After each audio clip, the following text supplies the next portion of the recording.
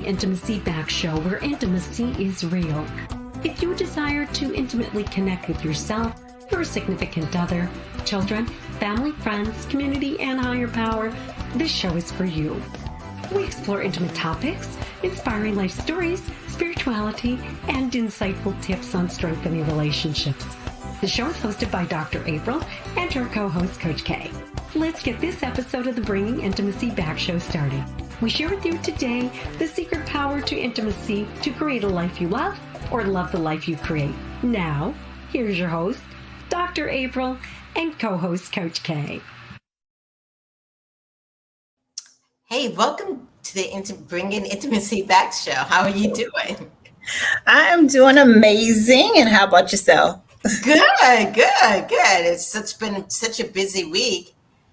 So it has. This today has just snuck up too quickly. Mm-hmm. Yes. And here in the Bringing Intimacy Back show, many times people ask about what intimacy is. And really one of the things is being present. And so I'm so happy that we have this show where I can bring myself back to the present moment. Oh, yeah. Every single time, and reminding others.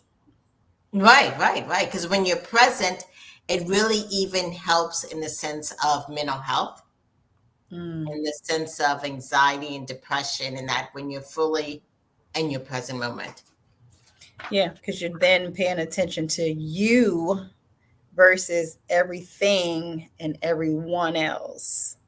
Yes. And so this month, one of our nonprofits that we're highlighting is activeminds.org, which helps young adults who are 16 to 24, 14 to 25 with their mental health in the sense of providing resources, sources, information, education, and advocacy. So check out www.activeminds.org. I'm going to have to look that up for my active-minded teen. So, how has your intimacy been this week? It's been pretty intense. I had to get back to being intimate with myself this week.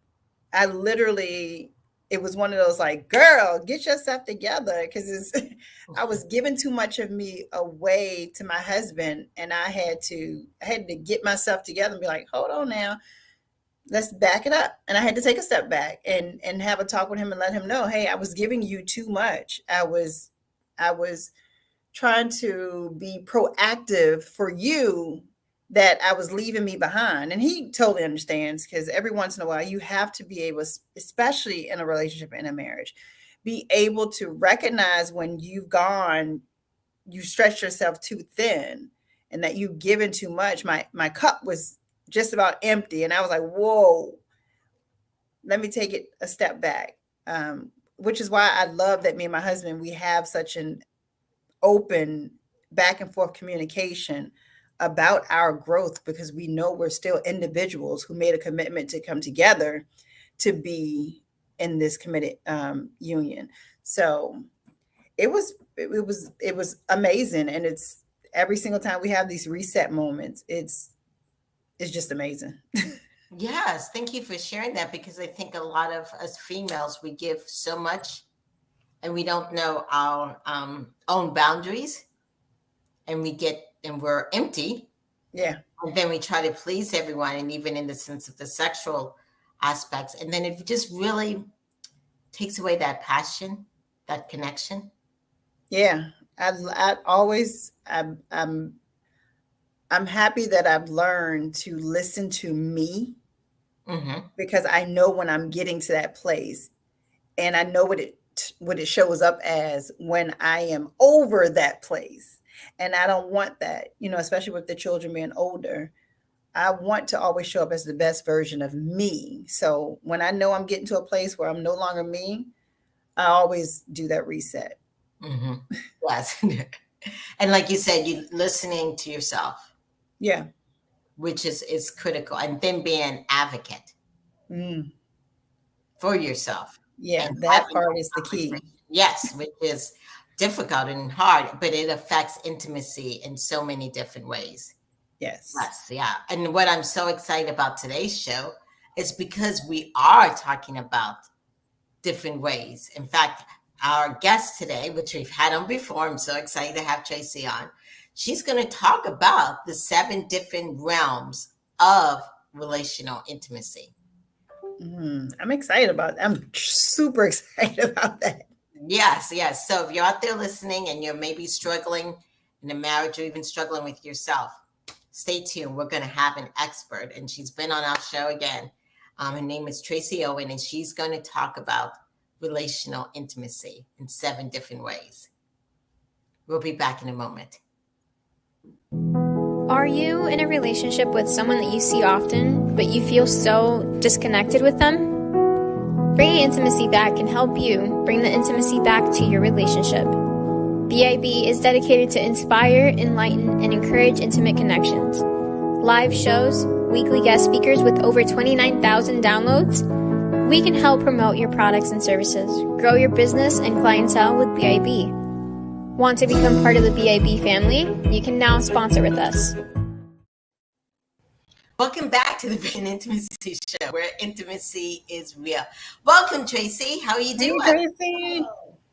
Well, I was feeling pretty good when we got started, but then Coach K started talking, and all of a sudden I started feeling a little convicted in my own intimacy with myself, because I have been given it out. And so, just like you guys were talking, I'm sitting here like, amen, yes, girl. Because that intimacy with ourselves is just as important as the intimacy with the other people we share in our life. And as women, I don't think we are given too much of that permission, because, we're supposed to be bringing home the bacon, frying it up in the pan, and never letting you forget you're a man, right? Yes. And I am not the best version of myself. So today, even though I came, right, this is the power of conversation. Even though I came as a speaker, I also came away receiving. So it's that push and pull, which is what intimacy truly is, right? It's being a giver and being a receiver, and both need to be done with a little bit of grace. So I'm thankful for that call today into my brain, Miss Kay. Yes, definitely. And you know what? I was just thinking, and maybe we should share a quick, for each person, it's understanding our bodies. And so when I'm that way, I don't know, sometimes I feel like my hair is coming off my arms. Yeah, or my breath. I'm not, if my breath is short. Mm-hmm. I feel it up here. Like I feel this Yeah. kind of breathing. Mm-hmm. Yes, definitely. I go into fight or flight mode. And so I know when that's coming. Yeah. And when I get into that mode, I'm like, Bring it on back, girl. And, usually for me, one of the big things that I see that is different is my husband and I need to recharge in very different ways. Mm. I need a retreat, right? Like I need the cave, the quiet, the no humans, the limited social information. I need to cave out, and he needs to engage. Yeah. Yes. Right. So that's that balance of intimacy that we have to try to figure out in these long-term relationships, is how can we fill each other's cup, but also how can we give space for each other to fill our own cups. Right. And the communication. Whew. Yes. Can get sticky. I always tell people in my job, all I do is talk about the sticky stuff of life, right? There's people wouldn't come to see me if there wasn't some sticky going on. So. Yes. So we've had you on our show, and every time a person comes on our show, they tell us about intimacy and what it means to them. Yes. Mine is always, number one, I think I see intimacy not as a thing, but of layers of things. But I also, my one go-to is into me see. Because we all want to be seen, right? And we want to be accepted even after we're seen. So I'm always like, into me see, and choose to love me anyway. Yes. Mm. I like that. It's that last piece, and choose to Choose to love love me me anyway, anyway. despite all my wrinkles and my flaws. Because if you'll choose to love me anyway, what vulnerability that allows me to show up with in our relationship. If I know that even though you see my wrinkles and my flaws and my weaknesses, that you're still going to choose me, Right. then I can lean in a totally different way. Right. Definitely. Yeah. Good. Yeah. So you're on here today and you're going to bring to us some 7 different realms. Yes. So, I think it's always important because intimacy, like, first of all, what does that even mean? Right. And if all three of us talked, we'd have some similarities and we'd also have some individual needs in that. So intimacy is as individual as each of us are and as common as each of us are, right? So it's a both. But we learn about our intimacy. We learn how to be intimate starting in our childhood. What are the interactions between our parents, our grandparents, those adult figures in our life? Because that's where we're learning what it means to be a wife, a mother, a father, a husband, a lover. That's where we first start getting that vision. So if you come from a family where there's positive touch, there's loving engagement, there's respectful communication, there's some smooching, some patting, some hugging, then we're going to carry one vision of that. But what if we come from that family where touch is oftentimes negative, or maybe it's absent at all? Maybe we don't have good role model in our life to teach us about intimacy. Where in the world are we ever to learn that? Mm-hmm. Right? Because what society shows us is pretty make-believe about what intimacy is. And so when we don't get that vision in our home, that really sets us up to have a lot of learning and growth to do as we're also trying to fall in love with someone or develop relationships with close people, because we have intimacy with all people, right? And give what you don't know or you right. And so, I think about the wife that comes from this family that's really engaged in hugging and kissing and talks to each other, and she saw her parents resolving conflicts and sharing lots of layers of life, and then she marries into a man maybe who or her partner, whomever that may be, came from a very different family, right? Where there wasn't all of that positivity happening. And so she's coming with expectations. He's coming with expectations, but they're very different expectations. And so how do we help work through that? So I think the first place to start is thinking back to where we learned what we learned about intimacy. But then, of course, we start learning about relationships in our life, right? And that will help. That will be the next evolution as to what we want, what we need, what brings us pleasure. And then we get into sustained relationship, and that's a whole nother layer, right? Because what I needed from my husband, 32 years ago versus what I need from my husband now, need, want, desire, it's different. It's more mature. Mm-hmm. And in early relationships, because we haven't really developed these nice deep layers of intimacy, that tends to come out almost in sex and touch, right? Yeah. And so as we get older, it's not, people will tell you that sex isn't as important as it used to be. And that would be, to me, that would be the natural progression, because it's not that it's not still important. It's just that we have many other layers to help support our intimate connection with each other.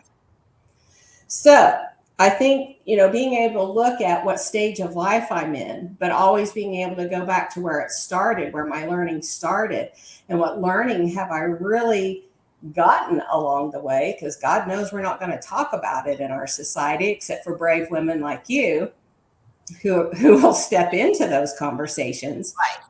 Right. Where do people learn about that? Women are taught that they don't have any access to their own sexuality, that the man's going to provide it for us, right? That's what we're raised, socialized message. but we never really talk about where he's supposed to learn all those great things, right? So it's kind of in that whole conundrum of life that we have made so many really important topics taboo. Okay. So I think about intimacy from 7 layers. Yes. So Like what's the 7 first? layer salad. You know what I'm saying? Did you ever have that? Mm-hmm. Did your family ever make the 7-layer salad? Whoo, I had an aunt, that's all she ever made. Every family gathering was a 7-layer salad.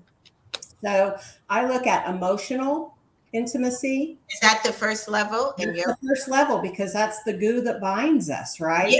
But you know what? I realized that sometimes men don't understand that. You know, and yeah, and I was Because working. where were they? Who told them? Yeah, I was working with Right. a couple out in Costa Rica, and he's a great guy and everything, and he's great body. But I was like, she's wanting the emotions, Yeah. just like you look at her breasts and gets excited. Women get excited about emotions, guys. That is so key. That's what gets us aroused. Yes, and women are emotional lovers. So Yeah. when men are complaining that they're not getting enough sex, I'm Right. like, so the starting place is not having made the home plate. The starting place is up to bat, right? And that starts with emotional intimacy. Right. So if you're not getting enough sex, then let's look at what you're doing in these other realms of intimacy to feed that, because sex is reflective of the other layers of intimacy. Right. So if I'm an emotional lover and you're not feeding any of my emotional needs, the odds are I'm not going to feel too sexual. Exactly. So it's a step it on back. Let's start back. But I do want to give voice to that. Just a sidebar thought. We really socialize our men in some hard ways. We do. We don't give them access to their emotions. Right. Like we tell them anger's okay. You can be pissed off. And there's something always underneath anger. But yes, but you can't, but you're not allowed to feel sadness, grief, sorrow, all these other emotions you don't get to feel, but you can feel angry. Well, of course they come off as angry. That's all they've been given permission to. Right. And it's kind of the same with intimacy. They've been given the social go-ahead to be sexual, right? Right. But to be intimate, to be tender, to be caring, they've really not been given permission to that either. Mm-hmm. So it is a learned experience. And that means we have to be willing to accept influence from each other. Right. Right. So emotional intimacy, I feel, is like the big thing, because if you don't have that, it's hard to build all the other layers of intimacy. So the foundation of your house is emotional intimacy, and that requires two-way communication and two-way listening. Mm-hmm. Right. It requires that we feel wholly accepted for who we are, with just in the same place we're standing, we're accepted right there. I think it really is required to have a congruence of the words we use with the actions that we take. Because there are a lot of people who do a lot of talk of what they're going to do, but there's really no action to back it up. So for me to truly trust that I can count on you, there has to be a congruence between your words and your actions. Mm-hmm. We have to be able to have mutual respect, even when we disagree, right? That we're not shooting bullets out our mouth of harsh words. Right. Because if you just shot me up with your words, Mm-hmm. the odds of me wanting to snuggle up with you later are going to be pretty low. Yes. I might snuggle up with you, but it might be not in the way you were thinking. Right. So is all this under level 1? Is this one All layer? this is under emotional to me. Okay. What do you think? Do you agree? No, I definitely agree. Yes, definitely. And I think I think there's 2 more important thoughts of emotional. I think safe haven is one of them. Mm. Like I hear a lot of women who say my man won't talk to me. Okay. But then I hear a lot of men who say when I try to talk to her, she doesn't really listen to me. Mm. Right. So we have to be each other's safe haven. Doesn't mean we have to agree with everything that the other one is saying. Doesn't mean we have to accept it as our new truth, but it does mean that we're willing to hear it and be a safe place for that conversation to happen. Mhm. My husband, I had to learn this, right? Because I'm a redheaded Scot Irish. And that can get me in trouble. And not that I'm proud of it, but I understand it can get me in trouble. And in the early days of our relationship, my husband and I were co-workers, and we had a great friendship and a great working relationship. But then when we transitioned into lovers, right, that's like changes everything. Mhm. And suddenly he's trying to learn how to talk to me in the same way he always has, but I'm listening as a wife instead of as a friend. Right. And So it's my husband, in not a disrespectful way, I just want to be clear of that, would say to me, hey, baby, could you put my redheaded wife in the closet and let me talk to my best friend? That makes sense, though. Right? Because the wife is going to hear it different than the best friend is going to hear it. Right. And they're going to respond differently. Mhm. And that helps you to become present. And I'm glad that he can communicate that. That's awesome. Yes. So that, that was a great learning about what it meant to be a safe haven. I don't think any of us start there. I think it takes a lot of intentional practice, to be that safe haven, because sometimes in life we hear crap we don't want to hear from the other one. Right. Right. And I still need to hear it. Just because I don't like it doesn't mean I don't need to hear it, and I don't need to be able to respond to it, but I need to be able to choose how I respond to it in a less emotional way. Exactly. You hear, a lot of times you hear things that your family was too afraid to tell you, because someone who you don't know, they're looking at you like, no, that's not how life works. What? But you're like, you kind of just get away with it. Yes. I think the last thing of emotional intimacy is that it's never a one and done, right? This is being built in the habits of our day to day. And what do we think the number one negative detractor of emotional intimacy is in our life? One negative. Our busyness. Oh, that. I was say our mouth. You're talking about that, right? Yes. Busyness of our life distracts us. Mm-hmm. And, sometimes it's easier to disappear into Facebook for 30 minutes than it is to engage with my partner. But if I only have 30 minutes, then I have to choose how it's best for me to spend it.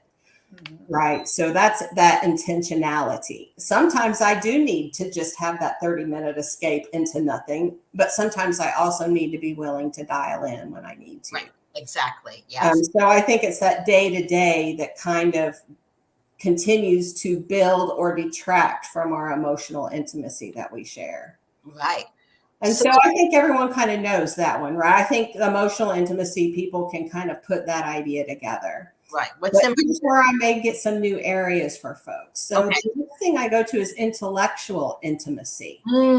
That's important. Yes. Right? This is our brains connecting, not our bodies, not our hearts. It's our brains that are connecting to each other.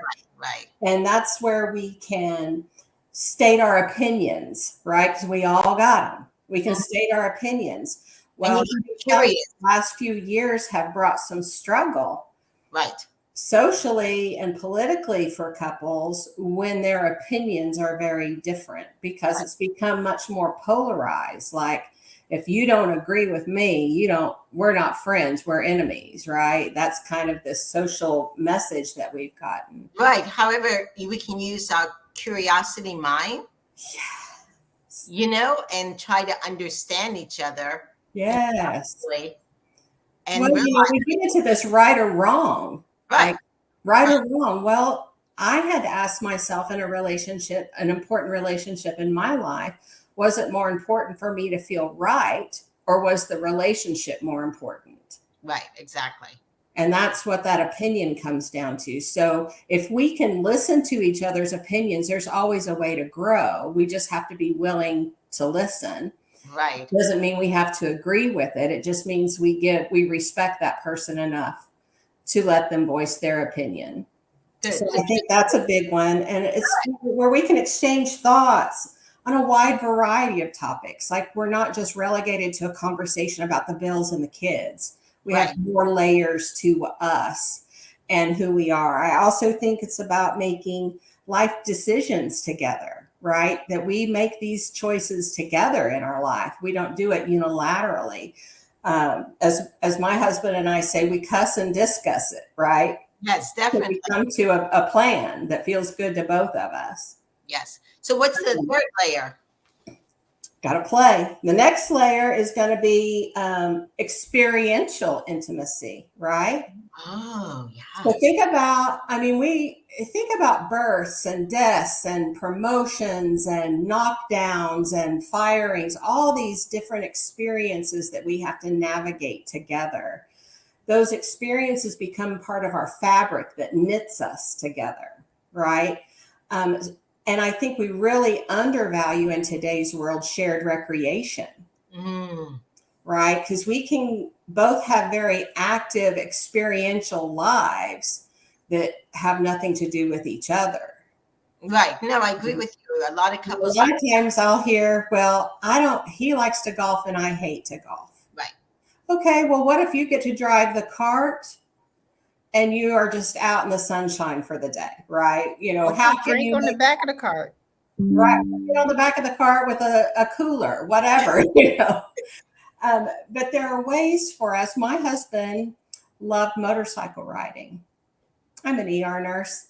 I had no reason to be on the back of a motorcycle, but it meant a lot to him, and I knew it meant a lot to him. And so we negotiated ways, and we had several years of having a motorcycle and doing fun things on it.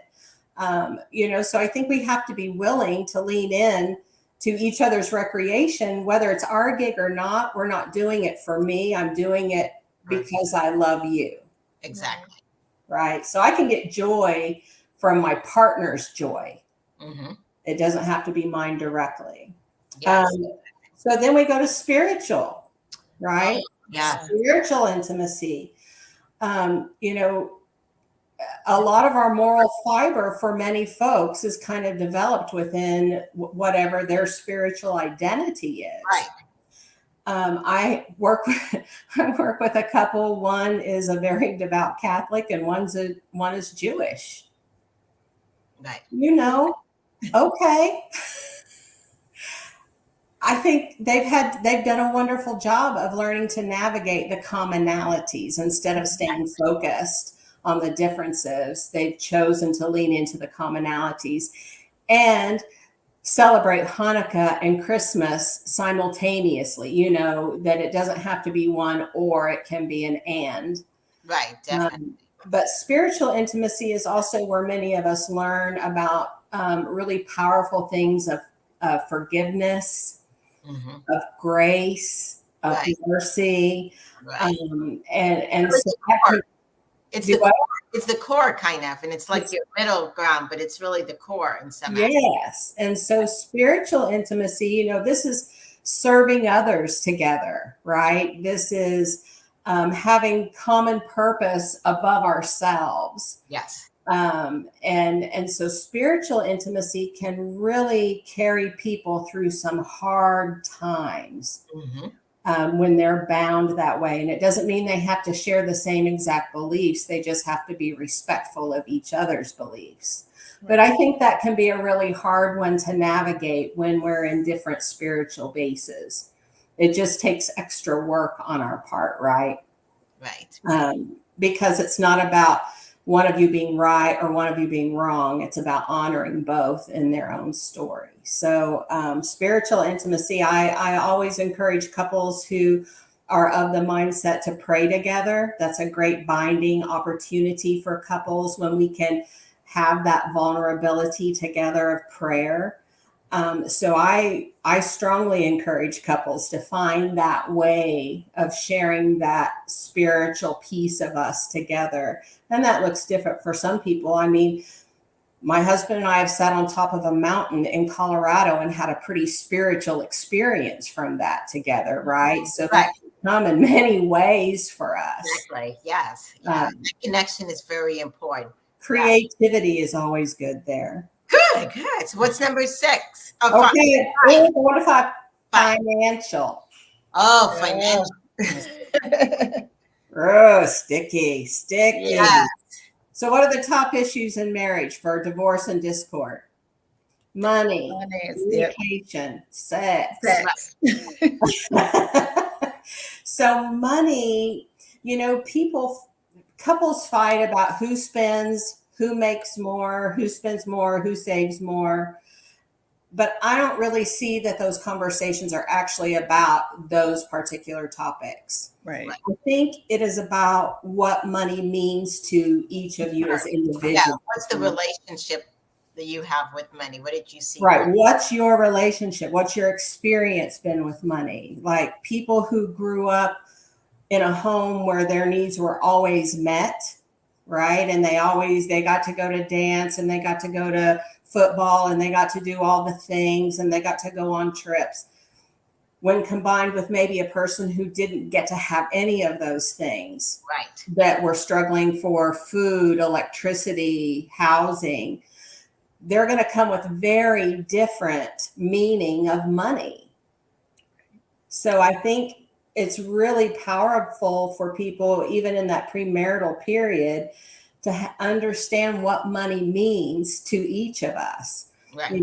So here were just some words I write down about money, because I think it's really important of what's underneath the money fight: power, stability, safety, security, influence, affluence, luxury, comfort, limitations, opportunities.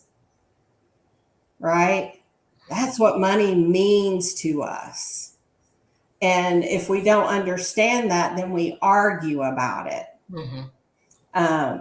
So I always will encourage couples to get financially naked with each other, right? Like, let's just put it all out on the table and let's work through it piece by piece, because it's never a one and done conversation. It's an ongoing, routine conversation.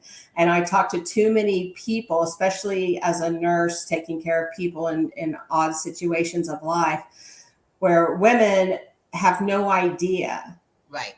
about Happening there. what money they have, where it's at, how to access it. And then something abrupt happens to that partner and they're really left in a really hard place. Mm-hmm. My husband manages the money as far as the paying of the bills and all of that, but we have routine check-in. We call it the state of the state, right? Like, where are we at with our money? What am I doing with our money? Yes, and I love that you put that having the routine. Yeah, very critical. Yes. Definitely. So my husband, once he pays bills every month, he'll be like, okay, you ready for the update? You ready for the state of the state? Good. And, I'm thankful that he does it. I'm also very thankful that I have trust in him. Mm-hmm. Right? Because he's earned that. But financially naked, it's important. Definitely. What's the next level? Physical intimacy. Ooh. Not sexual. Physical. Hand holding, hug and touch and squeeze and pat and snuggling, cuddling, canoodling, whatever it is, right? Right. This is our basic emotional need as humans. Mm-hmm. We cannot survive without touch, right? Touch always needs to be consensual. And just because maybe we're married or just because we've been together for 15 years isn't an automatic hall pass. We all still get to choose to be physically intimate with each other. Right. Our skin is our greatest sensory organ of our whole body. Like, we have zones from the top of our head to the bottom of our feet. We just get a little focused on the crotch and the boobs in our society. So I'm always like, let's branch out. Let's feel all of the skin. So physical intimacy increases our good endorphins like dopamine and oxytocin and serotonin. And it helps to relax our bodies and decreases the workload of our heart and helps us feel more positive about life. And people who are starved for touch really begin to physically decline and emotionally decline. So touch is our primary conveyor. And we can have a conversation where maybe I lavish you with a lot of love, but if I bring you in a really close hug and I hold you for a moment, that's going to say all those words plus a few more. Definitely. Right? So Traci, I'm dying to know, what is the top one? Sex. Well, I think that I actually, it's the last one. Emotional intimacy is the top one, right? Oh, okay. I'm going this way. Okay, I got Sexual intimacy really is a result of all the other layers of intimacy. Yeah. Right? Like if we are intimate in these other ways, sex is usually not going to be as good. But because we share all of these ways of pleasing and serving and loving each other, sex becomes this place of wanting, of celebration, of pleasure, right? Because my other needs are met. Wow, this has been stimulating, intriguing, and I hope people are listening. So let me make sure I got it right, because I was keeping notes. It's the emotional, intellectual activities, spiritual, finances, and physical, and spirit, and sex. Yes. Yes. So sometimes you just read about sex, but I separated out physical from sexual because there are times in our life sex is off the table, pregnancies or surgeries or health or whatever, but we can still maintain 6 other layers of intimacy in our life and maintain a really thriving relationship without sex. But sex is usually not so good without those other layers of intimacy. Right. And touch has to happen besides sexual touch. Yes. Yeah. But the only time you touch me is when you want to be sexual. As a woman, we tend to start to feel a little objectified by that, right? Like all I am to you is a place of sexual pleasure. Right. Wow. Yeah, it's like for $299, you can go buy one of those on the internet. That's right. Yes. And I'll give you the website. Well, Traci, talking about website, how can people find you, get and connect with you? Well, I'm probably the easiest girl I know to find. IntimatePathways.org is my website. You can go to the website, get my phone number. I'm happy to have a conversation with anybody about whatever they want to talk about. I work with men, I work with women, I work with couples, and everything I talk about is focused on relational intimacy and sexuality. So thinking about transitional times of life, things happen in our lives where sex is not what we think it should be or what we expect it to be. And so instead of letting that hold negative place, let's give it a good voice. Wow. Thank you so much for being on the show. As always, you girls are awesome. Yes. You're awesome. You're fun to play with in the sandbox. Yes. All right. Thank you so much. And we'll be back in a moment. Thank you. Are you wanting a vacation in paradise? Vacation to reignite the passion, the desire in your relationship? Vacation counseling is just for you. We are deeply committed to your success as a couple. Our couples counseling retreats are exclusive, effective, and intimate. At Vacation Counseling, you will benefit from a combination of couples counseling, intimacy counseling, and individual counseling while you and your partner enjoy a relaxing vacation in sunny Southwest Florida. If you are interested in vacation counseling, please visit us at vacationcounseling.com for more information on prices and packages. Welcome back to the Bringing Intimacy show, where intimacy is real. Wow, that was so much information.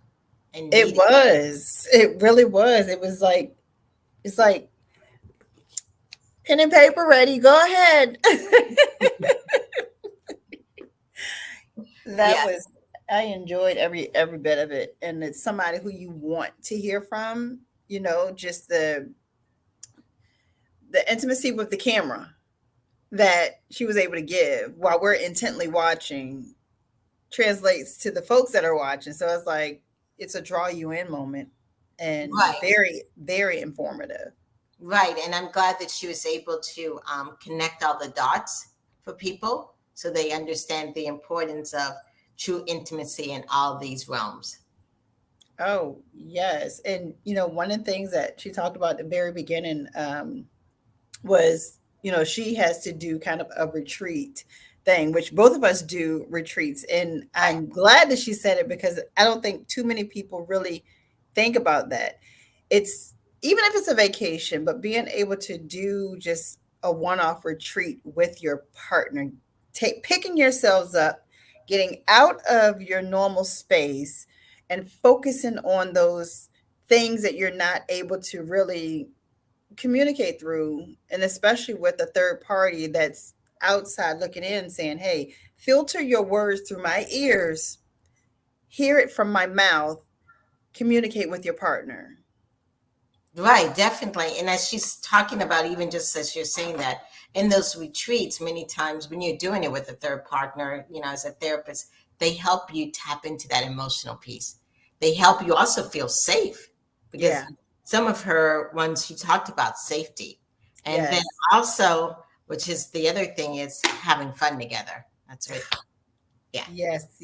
Given that permission to be open, transparent, and honest with each other without the look, because you're going to get called out on it. I can tell you, if you come to one of my retreats, I call you out. Anybody that knows, I'm going to call you clear out. And if you come to one of mine, we have 3 therapists. So it's even worse. You're going to be called out by one of us. Somebody going to get you. I love it. Well, we have even more amazing shows that are coming up, and we even are going to be going into some couples here soon. So I'm really excited. I always say this, but literally the end of the month is already here.